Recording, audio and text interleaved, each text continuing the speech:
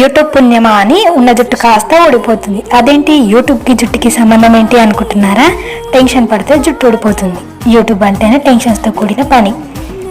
ఏముందిలే, యూట్యూబ్లో ఏదో ఒక వీడియో చేసి పెడితే అదే వ్యూస్ వస్తుంది అనుకున్నాను. కానీ అంత ఈజీ కాదని ఇప్పుడే అర్థమవుతుంది. ఇంతకీ జుట్టు ఊడిపోయేంత టెన్షన్ ఏముంది అనుకుంటున్నారా? యూట్యూబ్ అంటేనే ఏం కంటెంట్తో వీడియో చేయాలి, తీసిన వీడియో ఎలా ఎడిట్ చేయాలి, ఎడిట్ చేశాక వాయిస్ ఏం చెప్పాలి, ఎలా పోస్ట్ చేయాలి, పోస్ట్ చేసి ట్యాగ్స్ ఏమి ఇవ్వాలి, ఇలా చాలా వీడియో ఏ టైంకి పోస్ట్ చేస్తే వ్యూస్ బాగా వస్తాయి, ఇలా చాలా టెన్షన్సే ఉంటాయి. వీడియో పోస్ట్ చేసిన తర్వాత కొత్త టెన్షన్ స్టార్ట్ అవుతుంది. వ్యూస్ వస్తే పర్లేదు, వ్యూస్ రాకపోతేనే మళ్ళీ ఇన్ని టెన్షన్స్ పడుతూ ఎందుకు యూట్యూబ్ చేయడం అనుకుంటున్నారా? ఏముంది, యూట్యూబ్ అంటే ఇష్టం. అయినా ఏదో ఒక రోజు మనకి మంచి రోజులు వస్తాయిలే అని సర్ది చెప్పుకుంటూ డైలీ వీడియోస్ చేసుకుంటూ వెళ్ళడమే. ఇంతకీ ఎంతమంది నాలా ఫీల్ అవుతున్నారో కామెంట్ చేయండి.